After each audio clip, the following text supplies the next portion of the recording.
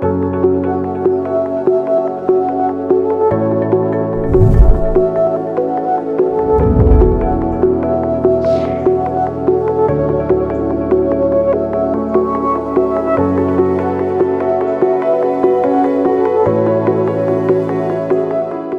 the spiders was huge for us at Fillit because we were able to get validation from the larger Irish tech industry that we are actually building a user experience that was potentially world-class. User experience for us is everything. We can't be competitive without having the best-in-class user experience. It's just part of our business. So this was huge validation. We regularly talk to our customers, and when we talk to our customers, they're always saying, you can improve this, you can do that, and we've been really attentive with them. And it's good to see that that paid off at the end and that the larger industry is acknowledging our efforts. Winning the spider opened a lot of doors for us, and that was really big.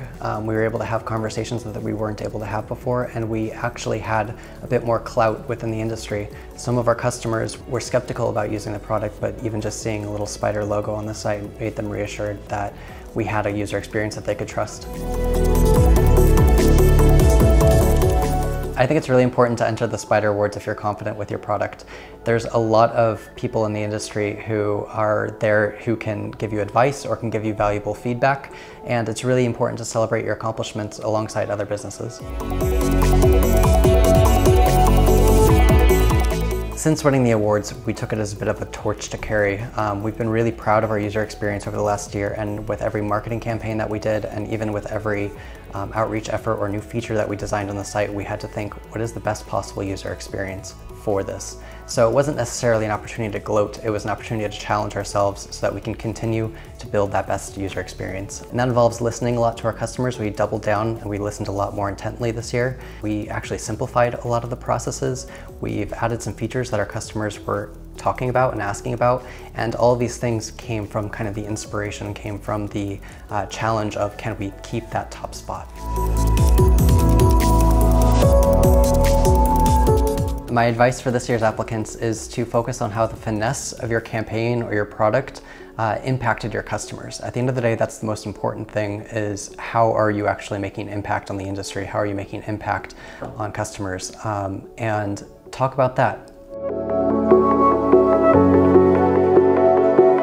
So I'm not really one to speak about trends in the industry. I would much rather focus on the fundamentals, and I think that there's a long way that businesses can go just on the fundamentals alone.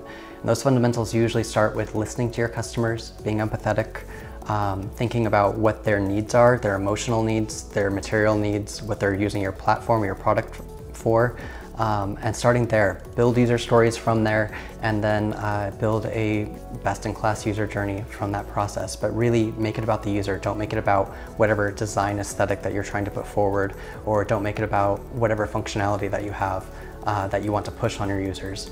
The next kind of big thing is that you need to keep it light and simple. If you go off on a tangent, if you build something really in-depth and really beautiful, there's a good chance that you're going to have to change that a million more times before you actually deploy it. So build light and get some validation as soon as possible. Make sure that whatever platform you're building, whatever product you're building, it's got innovation built into it, or the ability to innovate rapidly built into it, so that you can make these changes on the fly. And the final thing is make sure that you're humble.